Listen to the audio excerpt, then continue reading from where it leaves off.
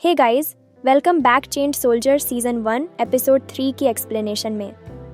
जैसा कि आप जानते हैं, इसके पहले 2 एपिसोड हम पहले ही कवर कर चुके हैं, तो अगर आपने अभी तक उन्हें नहीं देखा है तो पहले ज़रूर देख लेना, और अगर देख लिया है तो चलिए बिना किसी देरी के शुरू करते हैं आज के एपिसोड की एक्सप्लेनेशन।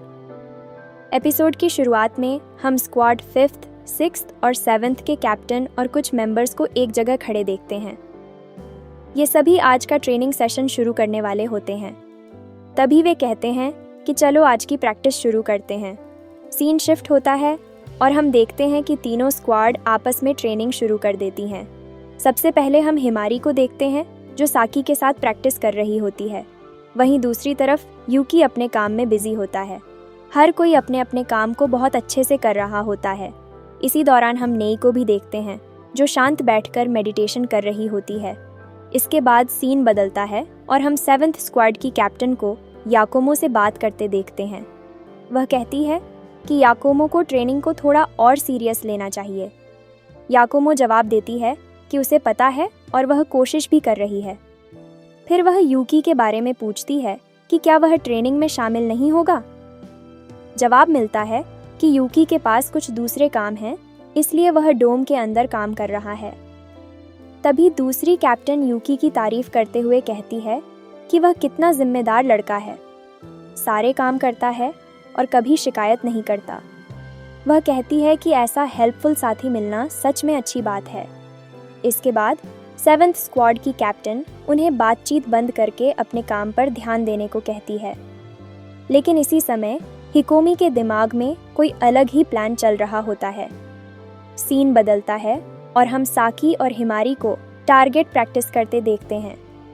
वे अपने हथियारों से लगातार निशाना लगा रही होती हैं। हिमारी साकी की तारीफ करते हुए कहती है कि वह कितनी तेज़ी और सटीकता से टारगेट हिट कर रही है।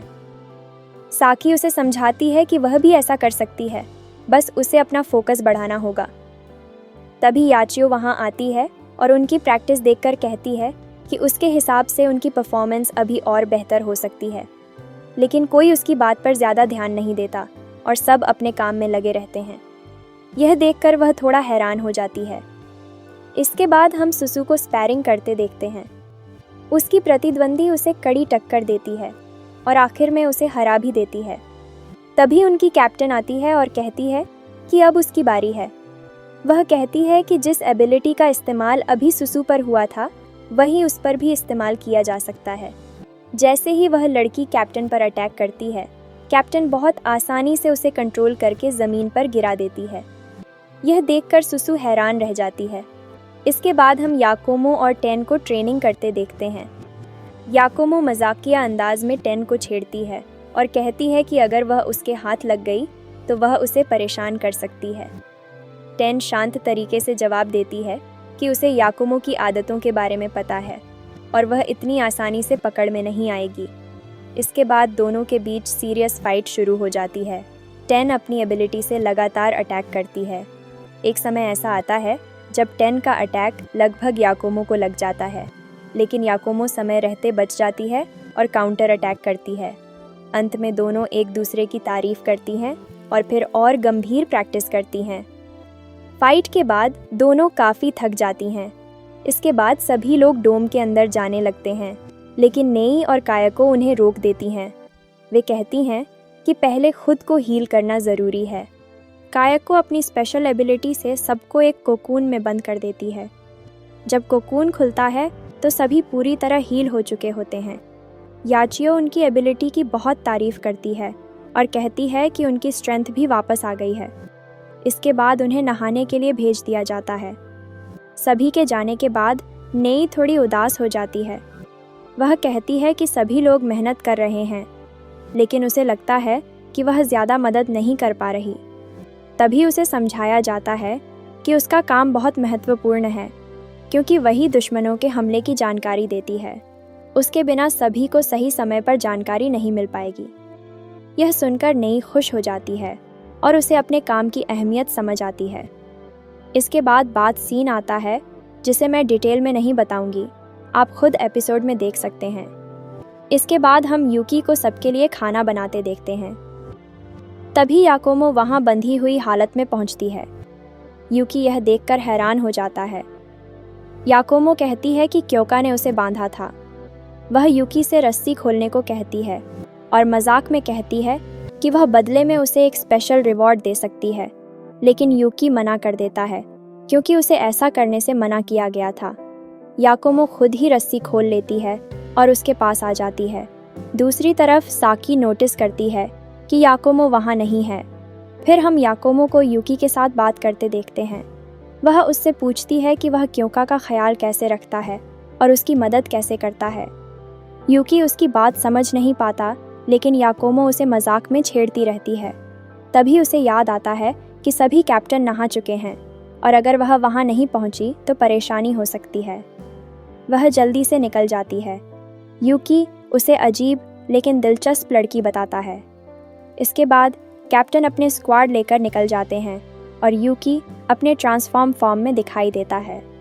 याकोमो क्योका से पूछती है कि क्या वह यूकी के साथ बॉन्डिंग प्रैक्टिस कर सकती है। क्योका बताती है कि इसके लिए उसे रिवॉर्ड देना होगा। याकोमो तुरंत तैयार हो जाती है। यूकी जब याकोमो का स्लेव बनता है तो उसके पंख निकल आते हैं और वह उड़ने लगता है। उसका ट्रांसफॉर्मेशन काफ़ी पावरफुल लगता है। याकोमो उसकी पीठ पर बैठती है और वे आसमान में उड़ते हैं। यूकी अपनी स्पीड बढ़ाता है और रास्ते में एक दुश्मन को भी ख़त्म कर देता है। लैंड करने के बाद यूकी थका हुआ महसूस करता है। याकोमो कहती है कि अब उसे उसका रिवॉर्ड मिलना चाहिए।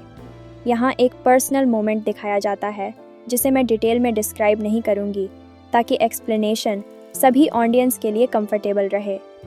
इसके बाद याकोमो अपना अतीत बताती है, कैसे वह गरीब थी और अपनी छोटी बहनों के साथ ठंड में एक दूसरे का सहारा लेकर सोती थी। यूकी उसकी बात समझता है क्योंकि उसे भी अपनी बहन की याद आ जाती है। याकोमो कहती है कि उसका मन नहीं कर रहा कि वह यूकी को छोड़कर जाए। इसके बाद वे वापस स्क्वाड के पास पहुंचते हैं। याकोमो बताती है कि यूकी एक बहुत अच्छा स्लेव है और भविष्य में एक मजबूत हथियार साबित हो सकता है। फिर बताया जाता है कि अगली ट्रेनिंग स्क्वाड तेन के साथ होगी। यह सुनकर यूकी हैरान हो जाता है क्योंकि यह सुप्रीम कमांडर का स्क्वाड है। याकोमो यूकी से कहती है कि वह आगे भी उसके साथ काम करने के लिए एक्साइटेड है। यूकी भी हामी भर देता है, लेकिन क्योका को यह ज़्यादा पसंद नहीं आता कि कोई और उसके स्लेव को इस्तेमाल करे। इसी के साथ एपिसोड ख़त्म हो जाता है। तो कमेंट करके ज़रूर बताना कि आपको एपिसोड कैसा लगा और एक्सप्लेनेशन कैसी लगी। अगर वीडियो अच्छी लगी हो तो लाइक और सब्सक्राइब करना मत भूलना। मिलते हैं अगली वीडियो में एक नई एक्सप्लेनेशन के साथ। तब तक के लिए take care and good bye.